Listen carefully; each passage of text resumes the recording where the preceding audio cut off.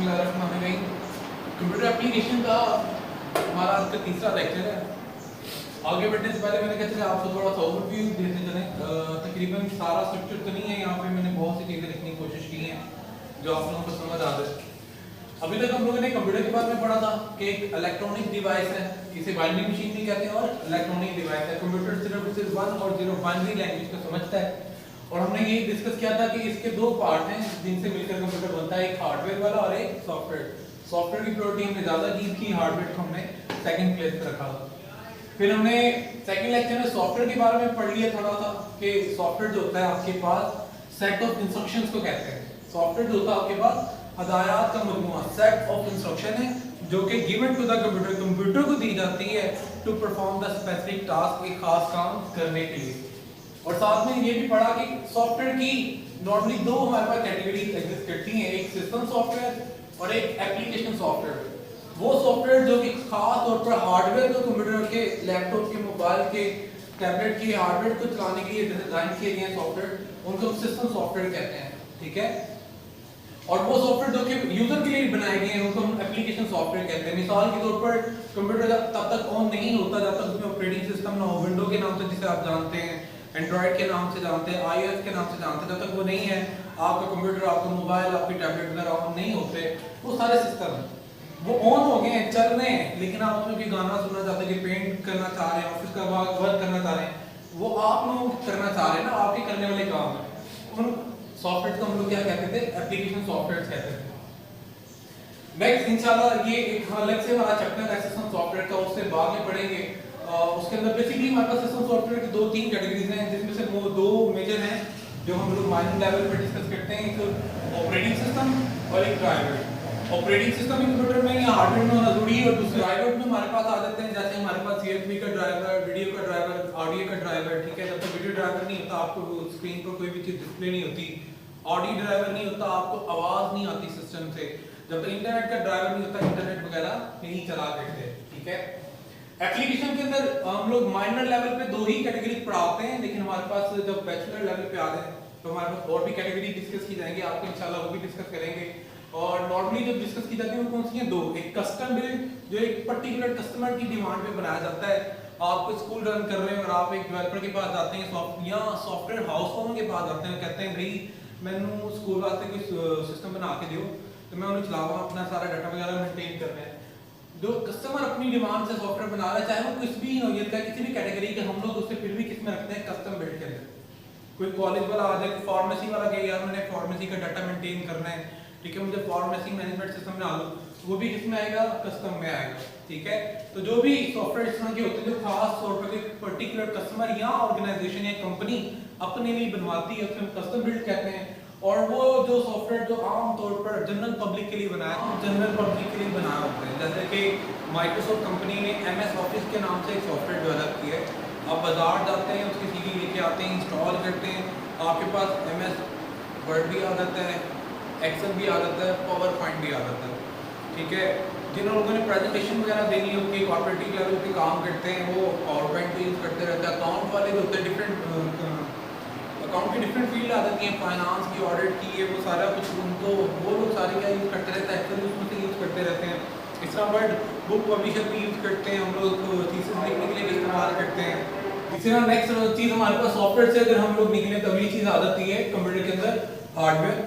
Hardware computer के वो component होते हैं जिनको हम लोग देख भी सकते हैं, महसूस कर सकते हैं, और ठीक है, टच, सी एंड फील, हाथ भी लगा के महसूस करना और देखना, ये सारी चीजें आ जाती हैं। तो जैसे कि कीबोर्ड, माउस वगैरह, ठीक है।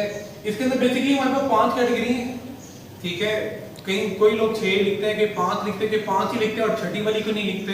कोई लोग, ये डिफरेंट किताबों में डिफरेंट तरह से हमारे पास कॉन्सेप्ट दिए जाते हैं, ठीक है। सबसे पहले बात करें तो इनपुट डिवाइसेस आ जाती है, थोड़ा सा ब्रीफली बताता हूं भी साथ साथ ही। तो वो डिवाइसेस जिसके जरिए कंप्यूटर को डाटा देते हैं, वो डिवाइसेस क्या कहलाएंगे? इनपुट डिवाइसेस कहलाएंगे। जैसे कीबोर्ड के जरिए डाटा देते हैं, माउस के जरिए कमांड वगैरह, क्लिक वगैरह करते हैं, कैमरे के जरिए आपकी वीडियो जाती है, माइक के जरिए आपकी आवाज आती है, सारी क्या आ जाएंगी? हमारे पास इनपुट डिवाइसेस आ जाएंगी। सेकंड कैटेगरी आ जाती है हमारे पास आउटपुट डिवाइसेस। आउटपुट डिवाइसेस कौन सी होती है? जिसके जरिए कंप्यूटर डाटा प्रोसेस करने के बाद हमें जो आउटपुट रिजल्ट देता है, वो जैसे कि आवाज सुनाई देना, ठीक है, स्क्रीन पर कोई चीज का नजर आना, या हार्ड फॉर्म में प्रिंट आउट निकालना, ये सारी क्या आ जाती है हमारे पास, वो ये सारी डिवाइसेस आउटपुट डिवाइसेस में आ जाती हैं। इनपुट डिवाइसेस में सबसे पहले हमारे पास जो है वो है कीबोर्ड, फिर pointing devices, touch screen, input pen, game controller, video input devices और ऑडियो इनपुट डिवाइसेस। 1 2 3 4 5 6 और 7 कैटेगरी इसमें डिवाइड, ठीक है।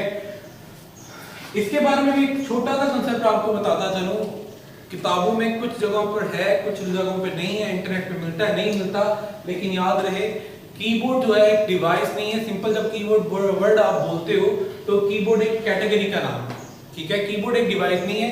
सिंपल कीबोर्ड का जो वर्ड है वो स्टैंड करता है हमारे पास कैटेगरी। किसकी कैटेगरी? इनपुट डिवाइस की। इनपुट कैटेगरी, इनपुट डिवाइस की सबसे पहली कैटेगरी हमारे पास, सॉरी, इनपुट डिवाइस में सबसे पहले हमारे पास क्या चीज आ जाती है? कीबोर्ड। कीबोर्ड क्या है? कैटेगरी। इसके अंदर डिफरेंट डिवाइसेस हैं। एक आपके पास स्टैंडर्ड कीबोर्ड होता है जिसे आप QWERTY के नाम से जानते हैं, एक एनहांस्ड QWERTY कीबोर्ड होता है, वायरलेस होता है, Aragon होता है, तो सो डिफरेंट किस्म के हमारे पास क्या होते हैं? कीबोर्ड। ये कीबोर्ड्स के नाम हैं, ठीक है। ये हमारे पास क्या होती है? कैटेगरी होती है। ये चीज याद रखिएगा। सेकेंडली आ जाती है माउस, जो है वो बेसिकली एग्जिस्ट करता है पॉइंटिंग डिवाइस के अंदर। सेकंड कैटेगरी है किसकी? इनपुट डिवाइसेस की, नाम है पॉइंटिंग डिवाइसेस, ठीक है। कहा क्या जाता है? वो डिवाइस जिसके जरिए हम लोग स्क्रीन पर जो छोटा सा जो एरो का निशान है, पॉइंटर है, उसे कंट्रोल करेंगे। उसको कंट्रोल करने वाली हर डिवाइस क्या कहलाती है? पॉइंटिंग डिवाइस कहलाती है। जिसमें सब सरे फहरिस्त आ जाता है माउस। माउस बताते खुद भी एक डिवाइस नहीं, कैटेगरी है, जिसके अंदर फर्दर आगे जाओ तो आपको डिवाइसेस के नाम नजर आते हैं। यहाँ तो मैकेनिकल माउस होता है जिसके नीचे बॉल होता था, जो अब नहीं आते। या ऑप्टिकल है जो कि आजकल आप लोग यूज करते हो, वायरलेस है, up to so air mouse वगैरह भी होते हैं, ठीक है। पॉइंटिंग डिवाइसेस में दूसरी चीज आ जाती है ट्रैक बॉल, ठीक है।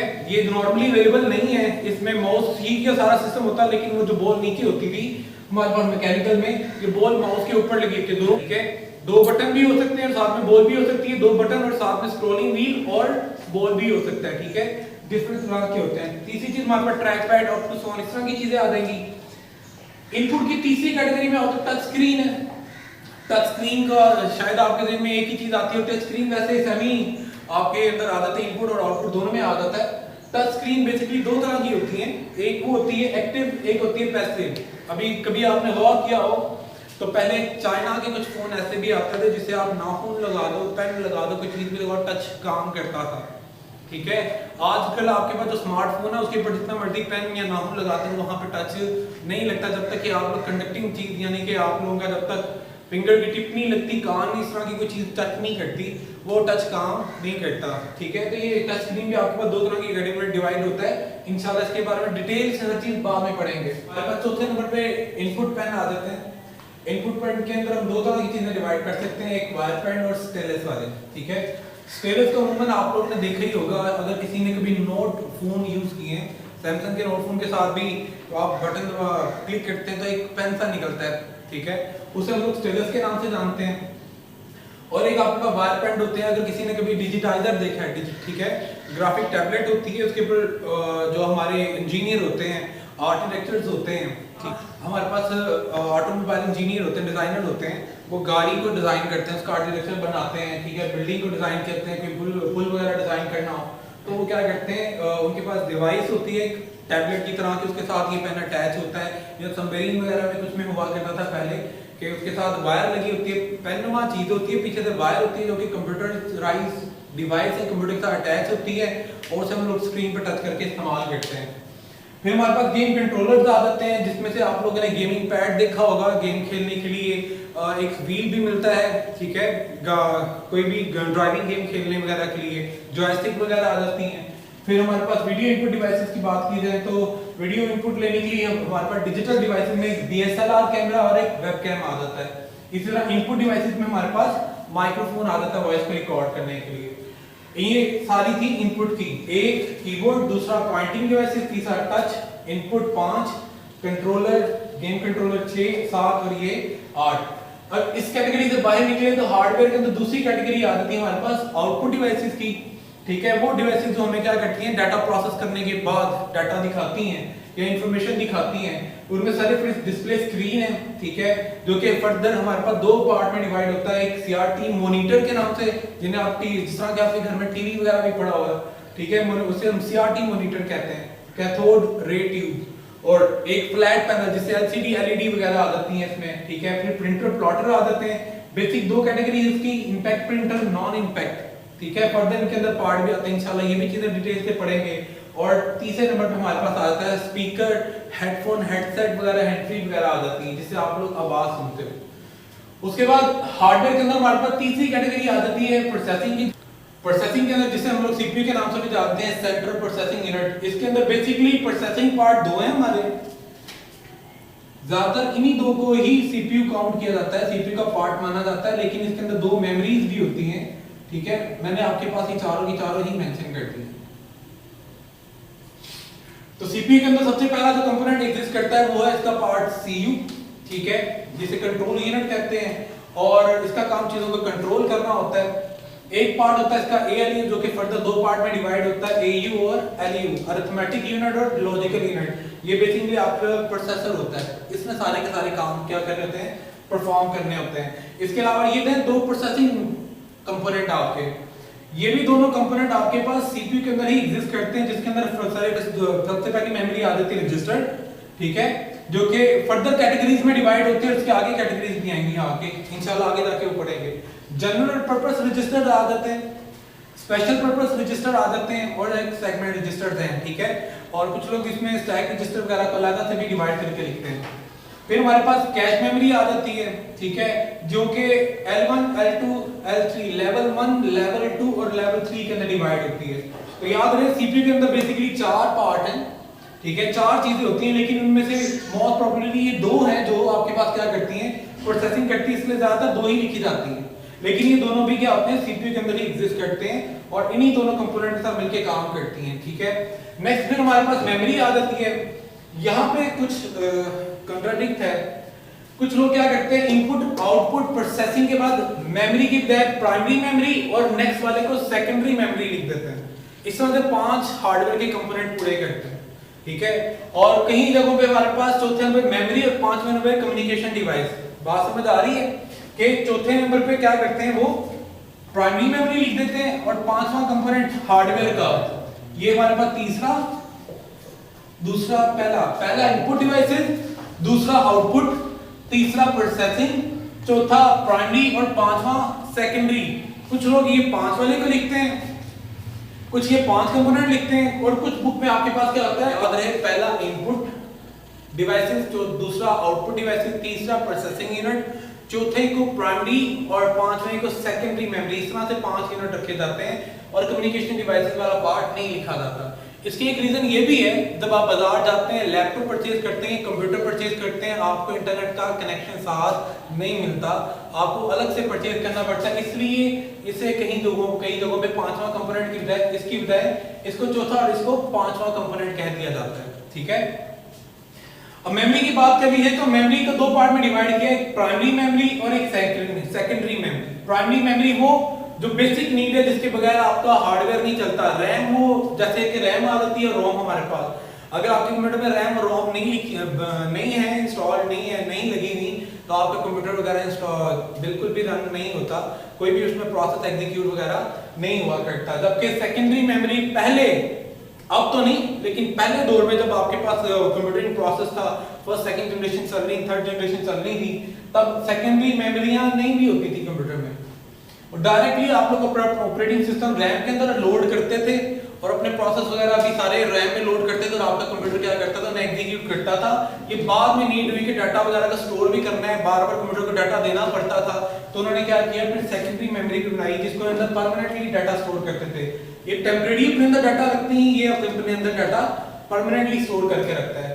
परमानेंटली की बात की जाए, ये भी आपको किताबों में कंट्राडिक्ट मिलेगा, ध्यान से देख लेना, ये चीज को नोट डाउन कर लेना कि बेसिकली हमारे पास 3 कैटेगरीज हैं सेकेंडरी में आते हैं। हार्डवेयर, ठीक है, कंप्यूटर का जो कंपोनेंट है हार्डवेयर, उसके अंदर जब हम आते हैं सेकेंडरी में, तो इसके अंदर फर्दर सिर्फ 3 कैटेगरीज हैं बेसिक, एक मैग्नेटिक वाली, एक ऑप्टिकल वाली और एक फ्लैश। मैग्नेटिक वाली वो जो जिनका फिनोमेना ये है कि उनके अंदर मैग्नेटिक मटेरियल यूज करते हो डाटा को स्टोर करने के लिए, चाहे उसके अंदर आपकी डिस्क ड्राइव यानी कि हार्ड डिस्क, फ्लॉपी डिस्क वगैरह आ जाए, ठीक है, और चाहे जिप ड्राइव वगैरह आ जाए, ठीक है, वो क्या आती है, इनके अंदर मैग्नेटिक लेयर होती है, उनके अंदर डाटा स्टोर होता है। एक टेक्नोलॉजी कौन सी है, ऑप्टिकल, जैसे सीडी और डीवीडी ये कैटेगरीज हैं, इनके अंदर आगे आगे जाके नाम आते हैं। सीडीआर डीवीडी, सीडीआर आता है, सीडीआरडब्ल्यू आता है, ठीक है। तो सीडी रोम भी आता है, ठीक है। ये सीडी होती है या डीवीडी होती है, ये दोनों किसमें आते हैं? ऑप्टिकल। इनका फिनोमेना क्या है? इनमें मैग्नेट नहीं होता, मैग्नेटिज्म के जरिए डाटा स्टोर नहीं होता। इनमें क्या होता है? एक प्लास्टिक की आपके पास क्या होती है, गोल्ड सी डिस्क बनी होती है, उसके ऊपर एक मरकरी की लेयर बिछाई जाती है, उसके ऊपर दूसरी साइड में आपके पास प्रिंटेड एरिया होता है जो आपको नजर आ रहा था। बेसिकली वो जो प्रिंटेड एरिया और नीचे प्लास्टिक है उसके दरमियान में दूसरी तरफ आप जब देखते हैं सिल्वर कलर का नजर आता है, वहां पे डाटा बेसिकली स्टोर होता है। होता कैसे है? वहां पे छोटे छोटे होल किए जाते हैं, सुराख किए जाते हैं। जहां पे सुराख होता है वहां पे 1 है, जहां पे सुराख नहीं वहां पे हम लोग क्या कंसीडर करते हैं? 0। जिस तरह मैग्नेट के अंदर क्या होता है, जहां पे चार्ज प्लस का चार्ज है 1 कह दिया, जहां पे चार्ज माइनस का है वहां पे हमने 0 कह दिया, ठीक है। ये माइनस को 1 कह दिया और पॉजिटिव वाले को क्या कहते हैं? 0। तो प्लस माइनस यानी कि 1 0 की फॉर्म में यहाँ पे भी डाटा स्टोर हो जाता है। ऑप्टिकल में कैसे स्टोर करते हैं? यहाँ पे ना तो करंट है जिसे 1 और 0 कह सके, बाइनरी कह सके, ना यहाँ पे प्लस माइनस का चार्ज है। तो यहाँ पे क्या किए जाते हैं? लेजर लाइट के जरिए यहाँ पे क्या होता है, बहुत छोटे नैनो से बहुत छोटे आपके पास क्या होते हैं, होल्स बने होते हैं, सुराख होते हैं, ठीक है। वो जो आपके पास डिस्क होती है सीडी जून सी होती है, अगर और से देखा जाए मैग्नेटाइज किया जाए तो जहां पे सुराख होगा वहां पे 1 कह दिया, जहां पे सुराख नहीं हमने वहां पे क्या कह देते हैं? 0। इस तरह से उसके अंदर डाटा क्या होता है? स्टोर, ठीक है। फिर फ्लैश आ जाती है, इसमें ना तो मैग्नेट मटेरियल यूज होता है ना फिर मरकरी वगैरह। यहाँ पे क्या होता है? बिजली के जरिए डाटा स्टोर करते हैं। एसडी कार्ड वगैरह आ जाते हैं, यूएसबी वगैरह इसके अंदर आ जाते हैं और इनमें कोई मूविंग पार्ट नहीं। मैग्नेटिक डिस्क या फ्लॉपी होती है, वो घूमती है, शोर भी मचाती है, ठीक है। ऑप्टिकल के अंदर भी क्या होता है? सीडी वगैरह भी घूमती है, मूव करती है, इसमें कोई मूविंग पार्ट नहीं होता। आपने कभी एसडी कार्ड का कोई मूविंग पार्ट नहीं देखा, एज इट इज डालते हो, डाटा स्टोर करते निकाल लेते हो, ठीक है। यूएसबी के अंदर भी एज इट इज हमारे पास सारा मामला होता है। प्राइमरी के अंदर अगर बात की जाए तो रैम जो होती है सारे फिक्स्ड होती है, ठीक है। ये फर्दर 3 कैटेगरीज में डिवाइड है। इंटर लेवल तक बात की जाए तो 2 पढ़ाते हैं बच्चों को, ठीक है। मास्टर की बैचलर की बात की जाए तो हमारे पास 3 कैटेगरी आ जाती है। एक स्टैटिक रैम आ जाती है, एक डायनामिक आ जाती है और एक मैग्नेटाइज, ठीक है। रोम की बात की जाए तो इसके अंदर हमारे पास 3 ही कैटेगरीज रहती हैं, प्रोग्रामेबल रोम, ठीक है, इरेजेबल एंड प्रोग्रामेबल, और एक इलेक्ट्रॉनिकली इरेजेबल एंड प्रोग्रामेबल, ठीक है। ये सारी चीजें आपके पास सिर्फ ओवरव्यू लिखा है। कम्युनिकेशन डिवाइसेस को हम डिस्कस नहीं कर रहे क्योंकि कहीं पे से पार्ट काउंट किया जाता है, कहीं पे से पार्ट काउंट नहीं किया जाता, ठीक है। ये एक ओवरऑल व्यू था। हम लोग आपके पास इंट्रोडक्शन टू कंप्यूटर एप्लीकेशन के अंदर ये सारी चीजों के बारे में पढ़ने वाले हैं। कुछ के बारे में पढ़ चुके हैं जैसे कि कंप्यूटर सॉफ्टवेयर की डेफिनेशन और हार्डवेयर, ये 3 बेसिक डेफिनेशन पढ़ चुके हैं, या सिस्टम और एप्लीकेशन की। तो कुल मिला के 5 बेसिक डेफिनेशन अभी तक पढ़ चुके हैं, ठीक है। इंशाल्लाह आस्ते आस्ते डिटेल में इसको हम लोग क्या करते जाएंगे, समझते जाएंगे, ठीक है। तो ओवरव्यू की लेक्चर का भी मैं पिक्चर भी आपके साथ इसी लेक्चर के अंदर शेयर कर दूंगा, वीडियो के एंड पे अटैच कर दूंगा। आप लोग नोट डाउन करना चाहते हैं तो नोट डाउन भी कर सकते हैं, ठीक है। यहाँ तक किसी लेक्चर के अंदर कोई मसला हो तो मुझे जरूर बताइएगा। अल्लाह हाफ़िज़।